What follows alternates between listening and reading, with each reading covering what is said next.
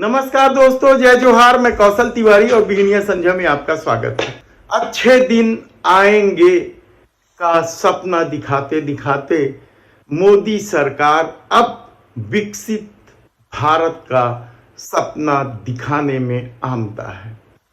इस विकसित भारत का क्या अंजाम होगा, क्या अच्छे दिन आ गए, ये कई सवाल इस दौर में उठे, लेकिन सारे ही सवाल इस दौर में बेमानी हो गए, क्योंकि सत्ता ने सब कुछ अपने अनुकूल करने के लिए धर्म का सहारा लिया, संवैधानिक संस्थाओं को अपने मुट्ठी में रखा, तो अब सुप्रीम कोर्ट पर भी सवाल उठने लगे हैं। ऐसी परिस्थिति में कल जब छठवां बजट प्रस्तुत करते हुए वित्त मंत्री निर्मला सीतारमण ने विकसित राष्ट्र का सपना दिखाया, तो दूर दक्षिण में तमिलनाडु में एक IRS अधिकारी को रिटायरमेंट के 2 दिन पहले सिर्फ इसलिए सस्पेंड कर दिया क्योंकि उन्होंने ईडी द्वारा 2 गरीब किसानों को प्रताड़ित करने का मामला उठाते हुए निर्मला सीतारमण को बर्खास्त करने की मांग कर दी थी। 31 जनवरी को वे रिटायर होने वाले थे। वी मुरुगन IRS से निष्ठा के साथ उन्होंने अपना जीवन न्यौछावर कर दिया था सरकारी नौकरी में। GST के डिप्टी कमिश्नर थे, लेकिन 2 दिन पहले ही उन्हें यह कहते हुए निलंबित कर दिया कि वे अनुशासनहीनता कर रहे थे। यानी गरीबों की बात करना भी क्या अनुशासनहीनता हो गया है? सवाल आप कुछ भी कर लें इस दौर में, लेकिन लगता है सत्ता ने खुले तौर पर ऐलान कर दिया है कि आप हमारे साथ आ जाओ।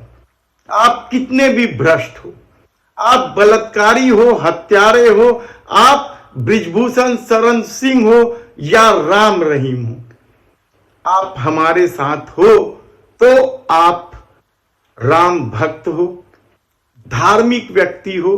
आपका अपराध धर्म के लिए उठा अपराध है, इसलिए वह गलत हो ही नहीं सकता। क्या ऐसा परसेप्शन बना दिया गया है? याद कीजिए, आप बृजभूषण शरण सिंह को कितना मौका दिया, इतना मौका मिला उन्हें कि पास्को एक्ट भी हट गया। इस देश का नाम रोशन करने वाली महिला पहलवान रोती बिलखती रही, लेकिन वह भारतीय जनता पार्टी के सांसद थे। राम रहीम 11वीं बार पैरोल पर छूट गए। 1-2 बार नहीं, 11 बार। आप कल्पना कर सकते हैं, जिन्हें हत्या और बलात्कार जैसे मामले में गंभीर सजा दी गई है, लेकिन हर चुनाव के पहले उन्हें पैरोल दे दी जाती और इस बार तो हद कर दी गई, 50 दिन का पैरोल दिया गया। मोदी सत्ता हाथ खींच सकती है कि यह हरियाणा सरकार का काम है, लेकिन हरियाणा में डबल इंजन की सरकार है, जिसकी वकालत हर चुनाव में देश के प्रधानमंत्री नरेंद्र मोदी करते रहे हैं कि आप डबल इंजन का सरकार बनाइए, सब कुछ ठीक हो जाएगा। तब ऐसे में हेमंत सोरेन का जेल जाना क्या मायने रखता है? यदि आप भ्रष्ट हो तो जेल जाओगे ही। यह परसेप्शन मोदी सत्ता ने केवल विपक्ष के लिए बनाया है, क्योंकि याद कीजिए आप मध्य प्रदेश के चुनाव में किस तरीके से अजीत पवार और उनके पूरे कुनबे को 5 दिन के भीतर जेल में डालने की बात कही गई थी और उन्हें उप मुख्यमंत्री बना दिया गया था। हेमंत बिस्वा शर्मा के खिलाफ किस तरीके से विश्वमन नहीं किया गया था। पूरा परिवार ईडी के निशाने पर रहा, लेकिन वे मुख्यमंत्री बन गए और भाजपा में आते ही उन पर ईडी ने कार्रवाई रोक दी और यही खेल पश्चिम बंगाल में भी चला। लालू यादव को डिगाने के लिए क्या कुछ कोशिश बिहार में नहीं की गई, और शायद नीतीश कुमार इसी डर की वजह से भाजपा से गठबंधन कर बैठे और मुख्यमंत्री से इस्तीफा देकर मुख्यमंत्री बन बैठे। इन्हें लेकर कई मीम तैयार किए गए हैं। ये एक अलग बात है कि पलटू राम नीतीश कुमार कहला रहे हैं, लेकिन अमित शाह की इस मामले में फुल बेइज्जती हुई कहा जाए तो गलत नहीं होगा।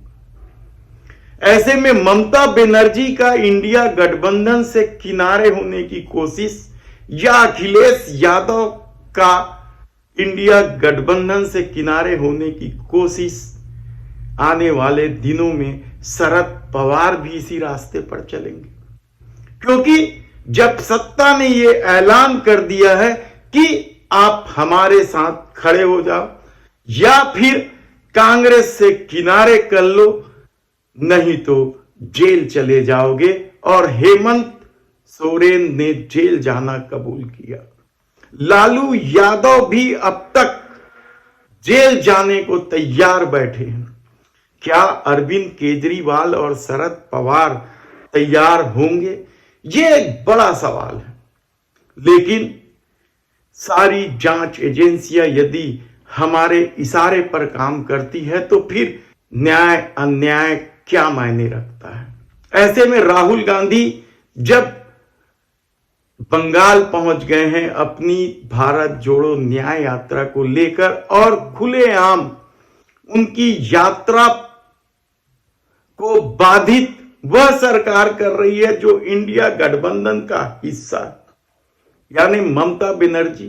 कल कांग्रेस ने खुलेआम कहा कि किस तरीके से सभा की अनुमति लेने में, रैली के मार्ग की अनुमति लेने में बाधा उत्पन्न की जा रही है, लेकिन इस सब के बाद भी कांग्रेस अपने गढ़ में जिस तरीके से घुसी और जिस तरीके से लोगों का समर्थन मिल रहा है वह बेहद ही हैरान करने वाला है। ऐसी परिस्थितियां जब देश में निर्मित है और अब जब सुप्रीम कोर्ट या न्यायालय के फैसले भी सत्ता के अनुकूल आने की वजह से उनकी विश्वसनीयता पर भी सवाल उठ रहे हैं, तब क्या सत्ता के इस खुले ऐलान का मतलब 2024 भारतीय जनता पार्टी के लिए आसान रहा हो गया?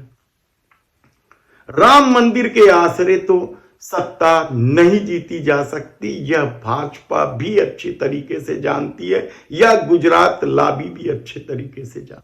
सब कुछ निजीकरण करके एक दो व्यक्तियों को देश की संपत्ति सौंपने का आरोप भी मोदी सत्ता पर है, लेकिन जनता क्या इन तमाम परिस्थितियों को देखने के बाद भी धर्म की पट्टी आंखों में बांधे रखेगी? केंद्र सरकार यानी मोदी सत्ता ने तो कह दिया कि 25 करोड़ लोग गरीबी रेखा के बाहर आ गए। क्या अमीर बन गए? तो फिर 85 लाख परिवारों को 5 किलो राशन क्यों दिया जा रहा है? 2 करोड़ गरीबों को मकान बनाने की बात क्यों हो रही है? कल के बजट में महंगाई पर कोई बात नहीं होती है, बेरोजगारी पर कोई बात नहीं होती है, देश पर बढ़ रहे विदेशी कर्जे पर भी बात नहीं की जाती है, लेकिन विकसित राष्ट्र का सपना जरूर दिखाया जाता है। तो क्या विकसित राष्ट्र का सपना भी अच्छे दिन आएंगे की तर्ज पर होगा? धन्यवाद।